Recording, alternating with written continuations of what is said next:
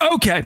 If there's one fan base, one program we can get behind, it's West Virginia. I think everyone secretly roots for them because they were a cool story 15 years ago, and Mountaineer Paul kind of rocks.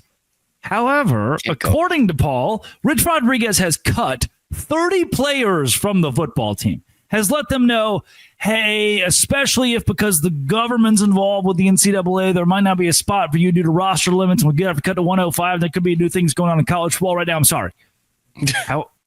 However, 30 players is enough for me to question, is Rich Rodriguez kind of punting, mulligan? How do we get past 2025 where he can have a full year to establish NIL, himself, his scheme, his personnel, his coaching staff to create a juggernaut in 2026?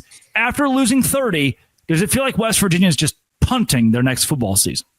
It does. It really does. And by the way, this is a nightmare scenario for me as a Baylor fan, because all we talked about last year was like Neil Brown turned it around and he was really fired. And then he got fired the year after turning it around. But I think West Virginia is taking a step towards playing the long game here. And none of us are rooting for it. No, I don't want to cut you off here. Again, I want to reiterate. I think everyone, for better or worse, is rooting for West Virginia to win. I don't know how maybe it is Paul that helped them. He does a lot for me, honestly. That helped them become this lovable school. However, we're all kind of rooting for West Virginia. I just worry about how they're building it for this season. Yes. And I was thinking about this earlier today because I was thinking about it from a Baylor fan standpoint. And trust me, there will be other fan bases we can relate this to as well. But you come in and, like, let's say from a Baylor standpoint, Dave Aranda did not work out. You fired him after 2023 and you had a chance to get Matt Rule back. Right? Matt Rule, good coach, not great. Got them to a Sugar Bowl, got them to a Big 12 championship game, but didn't win either of those. True. I think Baylor fans would have taken him back and been like, you know what? Matt Rule was building something. Correct. Let's give him the keys again. Let's let him build something. UCF. Gus Malzahn thing doesn't work out. Where do they go? A guy who just failed at his last stop, Scott Frost. But he was building something, had built something at UCF. And you're like, you know what? This has been mediocre the last couple of years. National champion, Scott Frost. National champion, Scott Frost. Let's let him build something again. And I think that's where West Virginia was. It was a lot longer ago than Matt Rule and Scott Frost, but we had a good thing under Rich Rod, man. We were almost in a national championship game. We trust this guy. We're in kind of a mess right now. No scandal or anything, but we're cutting a ton of players. We probably shouldn't have hung on to Neil Brown as long as we did. We need a reset here. We want this guy to be the one hitting the reset button. Rich, if it means you got to cut 30 guys, you got to cut 30 guys. We'll lay out a 5-year plan for you here, or maybe it's the other way around, but we'll go along with it. That's kind of the way I think about it when those schools bring back an old coach. And I think that's probably what's happening in Morgantown. Although that was a team that was competitive last year. It was a bowl team. Sure. It's not like you had to really strip it down to the studs, but they're stripping a lot down. Well, and had they beaten Baylor, looking back, that was a pivotal game for both Dave Aranda and Neil Brown. The loser of that game likely gets fired. Neil Brown ended up losing his job. Dave Aranda goes in this wild run to Baylor finished third in my Locked On Big 12 power rankings at the end of the year. Which is all that matters, yes. Because they won so much. Well, and you look at a couple teams like Kansas State, who started really well. They started hot. They fizzled out by the end of the year. The standings don't tell the full story. Yeah, they had a good year in the Big 12, but were they really? And they barely beat Rutgers. Do we really care? But so the power ranking thing does have some merit of at least you understand now. Baylor finished the year on such a high. You carry that into next year, bowl game notwithstanding.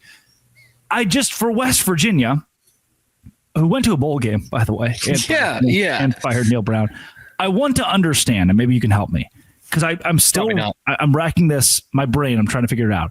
Why do we love them? Why does everyone, if I'm a UCF fan, why do I, for some reason, want West Virginia to succeed and win? Because it comes so easy for me, the Baylor grad who grew up in Arkansas, to want West Virginia to win. But I don't really know why. There's so many reasons too. Like, first off, they have a big rival, but they're not in this conference. So they're not stirring. If you listen to Locked On Big 12, they will be. Don't worry. Yes, it's soon enough. It's just a matter of time here. Second, like, this is such a silly thing, but I guarantee you it gets people somewhat on board, even if they don't know it. Like, one of the greatest songs ever written is Take Me Home Country Roads. Mm-hmm. It's about that place, and they sing it all the time. It's cool as hell. Like, I'll bet there's some people who weirdly have a soft spot for Florida because they do Tom Petty during the games. But the main thing for me, for people who have watched the Big 12 the last decade, is there were a couple years there where they were and it was only like 2 or 3 years, but they were the main rivals to win the conference with Oklahoma. And we all wanted someone else to win.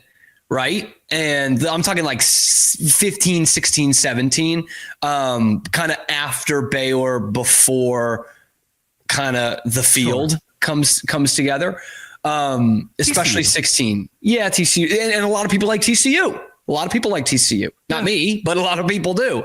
Sure. And so West Virginia, it's like, okay, well, I'd much rather see this team win than Oklahoma. And then that just kind of somewhat carries over. And I think Paul has a lot to do with this. I do too, man. Oh, every squad show we do is just Paul, and it just kind of rocks a little bit. And you think of, it's like that Twitter meme where it's like, when you're bullying me on Twitter, just know this is who you're bullying. And it's just Mountaineer Paul. Like, if you're rooting for West Virginia to lose, just know this is what you're rooting against. And and some, I guess, some West Virginia reporters or podcasters are torn on Paul, who is a threat to them. But that's the guy. You look at him and you think, what a threat to me. I hate him. You know, you should look in the mirror. You should really audit your feelings and emotions. Honestly, man. Whether or not you're a good person. 30 to the root of the whole, at least why this started, the conversation started. 30 players. I don't want to say it's overkill. I believe their strategy here. I wonder, as many West Virginia fans do, if Rich Rodriguez is the ultimate answer, because he has been gone for so long and also is an old school coach. An era that we've entered where GMs are being hired by almost every, school that seems to be floundering or wants to succeed. That side of college football has become prevalent, and I don't believe Rich Rodriguez will do that or lean completely into NIL while that is the modern era and where we're going. And can he give you 7 years? I don't know. He's old. Can he do that? I don't know. So there's a lot to figure out. This is an old school, old ball coach move, cutting 30 plus guys. Yeah. Where will it take you? Where will it take you? So I'm rooting, as we all are, for Mountaineer Paul and West Virginia to win. If Baylor can go 12-0 and their one win against West Virginia puts the Mountaineers at 11-1, I think Cam and everybody else in that camp would root for it. See rematch in Arlington. Yeah. Speaking of Cam, where can they find you on the internet? It's at Real Cam Stewart. There's a lot of imposters out there.